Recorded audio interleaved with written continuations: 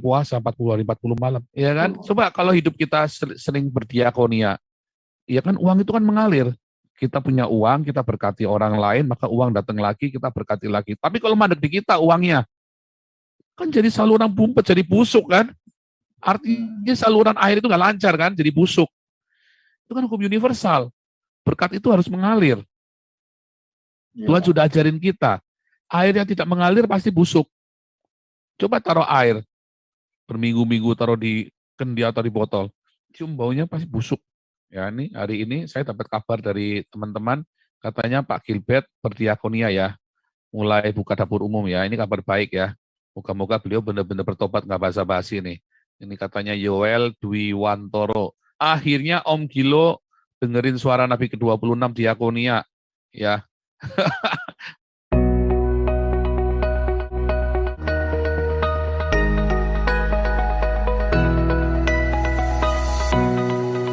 Saya ingin bertanya, Pak Paul. ya.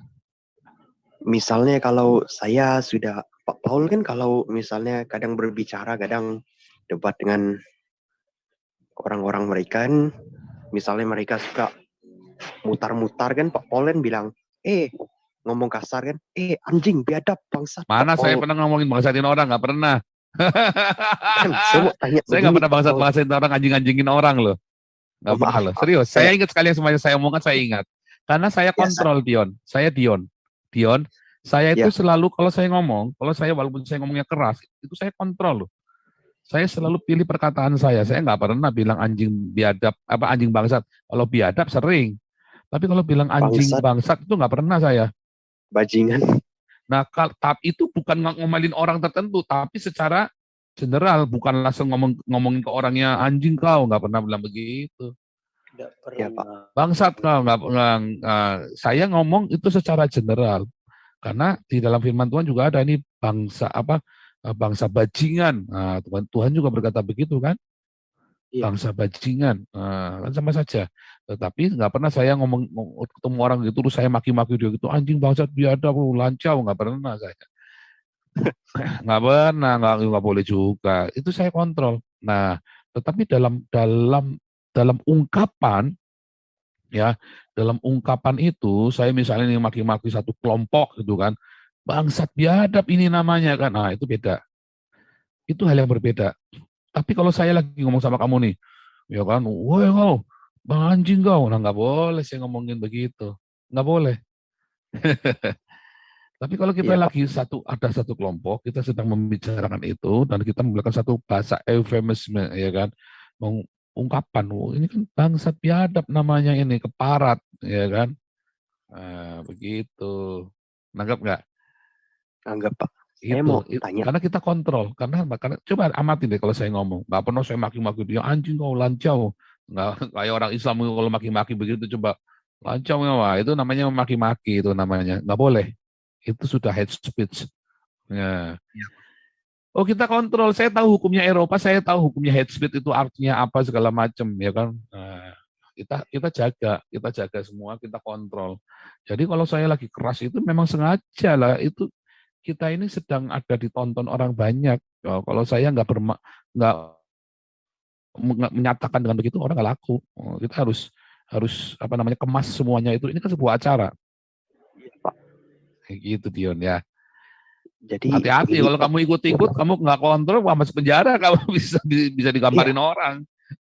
saya tidak mengatakan kata-kata yang saya sebutkan tadi. Makanya Saya mau, saya selalu bilang, don't try this at home karena belum tentu kalian tahu. Saya ini entah mengapa ya dari SMP SMA saya itu pandai memilih kata. Saya sengaja kadang-kadang kalau saya ngomong sama orang tertentu, saya lagi konseling pribadi dengan orang ya saya pilih kata,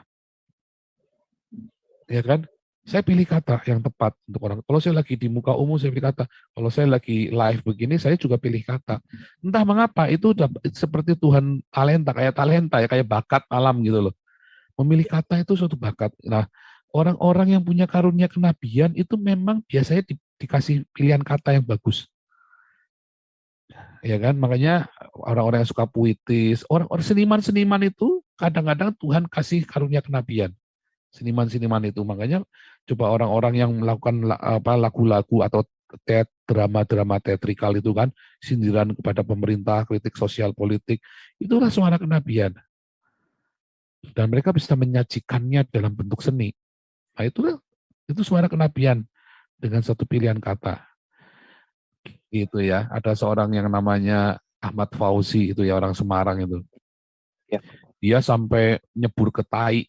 Jadi dia ngumpulin tai orang, tinja itu loh, tinjanya orang dikumpulin. Terus judulnya Tuhan yang mentai.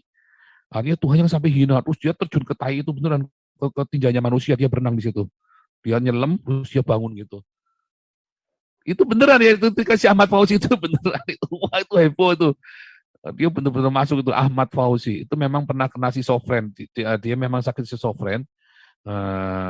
Makanya dia ya pikirannya ya aneh-aneh. Pemikirannya benar-benar liar. Dan pernah masuk penjara segala macam gara-gara penistaan agama Islam. Bapaknya ketua FUI Semarang, ketua Forum Umat Islam Semarang, almarhum Habib Sudaya. Itu heboh itu dulu. Ahmad Fauzi itu. Bukunya sempat ini ya viral ya bukunya itu ya. Judulnya itu Nabi Schizofren. Nabi Schizofren. Itu mohon maaf, saya boleh tanya ya Pak Paul Iya. tentang itu. Apakah benar Pak Paul pernah masuk penjara dulu? Kenapa itu Pak? Dulu saya pernah di penjara sama keluarga saya ya, jadi karena difitnah. Jadi keluarga saya panik. Orang tua kami ada satu mafia dia intervensi. Pokoknya saya harus di penjara. Mau diadu gitu kan. Nah, akhirnya dijemput polisi saya. Saya tenang-tenang saja waktu itu, kita buktikan semuanya. Oh, saya puasa 40 hari 40 malam tuh. Di penjara itu saya puasa 40 hari 40 malam. Pak Paul katanya kan pernah Pak Paul cerita Pak Paul hampir dibunuh mati sama orang, tapi tahanan lain bilang, jangan, bapaknya itu baik. Iya. Bulan Desember itu. Ya, itu jadi waktu di penjara itu saya mau dibunuh, disuruh sama si mafia ini. Ya kan? Jadi itu kasusnya gede ya, kasus gede itu. Nah, terus saya mau dibunuh. Saya udah dimasukkan jadi waktu saya dimasukinnya itu bukan di tahanan Polres, terus saya dipindah ke LP masalahnya. Padahal belum sidang waktu itu. Terus saya dipindah ke LP, terus saya dicegat beberapa orang, mau terus dibawain kayu gitu, mau dibalok.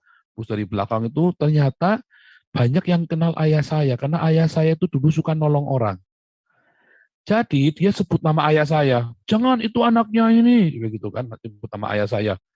Nah, terus beneran. Nah, ternyata orang yang mau bunuh saya ini kenal sama ayah saya dan pernah ditolong. Ayah saya juga bekas preman ya. Ayah saya bekas preman waktu mudanya dan banyak nolong orang. Ya sesama preman maksudnya kan. Jadi kalau orang-orang preman apa selalu nyari pelindungannya ayah saya. Terus terus dua kali kejadian gitu lagi. Yang satu terus dia udah bawa tali itu. Ya, bawa tali, saya mau diikat, mau dicekek gitu kan. Terus ada orang lagi. Mas, kui anaknya om iku Mas. Ojo Mas. Koncone Den. Wah, terus itu orang lain lagi itu, bayangin. Karena satu LP itu waktu itu ada berapa ribu orang itu kan. Tapi bisa banyak yang kenal ayah saya. Itu 3 kali tuh saya mau dibunuh itu. Nah, jadi itu ya, kadang-kadang kita berbuat baik, mungkin mungkin kita nggak tahu, tapi anak-anak kita yang menuai perbuatan baik kita. Makanya rajin-rajinlah berbuat baik. Itu terjadi beneran ya. Wah, itu 3 kali tuh. Yang terakhir itu udah dibawain gunting itu saya. Jadilah gunting rambut dicukur semua, digundul, saya mau digundul. Mau digebukin lagi itu kan. Wah, terus ada yang lari. Wih, ojo, gara kenal, ayo mukul. Ternyata yang membunuh saya itu dulu pernah kerja sama ayah saya. Konyol sekali. Jadi waktu saya kuliah, dia pernah kerja ikut ayah saya. Jadi ayah saya udah bukan preman, tapi udah kayak orang inilah, kayak setengah paranormal begitu, kayak paranormal lah ya. Saya kan banyak orang konsultasi karena orang ini kerja sama ayah saya dulu, bantuin lah. Entah kerja apa, pokoknya pernah kerja. Loh, aku ini dulu pegawainya ayah kamu. Loh, kok enggak pernah ketemu? Saya bilang, kapan? Oh, ternyata pas saya lagi kuliah, tahun 93. Saya kuliah kan, 93, 97. Jadi saya nggak pernah ketemu dia. Karena saya kuliah jarang pulang. Ya, saya kuliah itu pulang setahun sekali paling. Gitu ya. Nah, jadi jangan takut, pertolongan Tuhan itu selalu ada. Iya Pak. Itu Itu ya. pertolongan Nah, Tuhan Pak Paul. Saya mau iya. itu. Wah, itu saya itu 3 kali makanya itu tadi ya, masih lihat wah pertolongan Tuhan bener. Terus saya tuh langsung terkenang dengan ayah saya. Ayah saya itu memang udah mati saja, sudah mati saja nama itu masih bisa melindungi anaknya. Itu tadi makanya saudara-saudara rajin-rajin diakonia, rajin-rajin bikin baik ya. Sebisa mungkin jangan sakiti orang. Sebisa Iya Pak. mungkin itu. Ya, makanya orang-orang Kristen kalau yang sudah ngerti jangan ngutukin ya. Biasain memberkati. Tuhan Yesus ngajari kita untuk memberkati loh. Berkatilah musuhmu, berkatilah orang yang menganiaya kamu. Ya kan? Sebenarnya itu rumusnya kan sederhana sekali. Ya kan? Coba kalau hidup kita sering berdiakonia, ya kan uang itu kan mengalir. Kita punya uang, kita berkati orang lain, maka uang datang lagi, kita berkati lagi. Tapi kalau mandek di kita uangnya, kan jadi saluran bumpet, jadi busuk kan? Artinya saluran air itu nggak lancar kan, jadi busuk. Itu kan hukum universal. Berkat itu harus mengalir. Tuhan sudah ajarin kita. Air yang tidak mengalir pasti busuk. Coba taruh air, berminggu-minggu taruh di kendi atau di botol. Cium baunya pasti busuk. Aqua aja ada masa kadaluarsanya. Aqua botol itu loh, ada masa kadaluarsanya. Pernah lihat nggak tuh? Ada air mineral bisa sampai lumutan di dalamnya. Tetap busuk, tetap bisa busuk.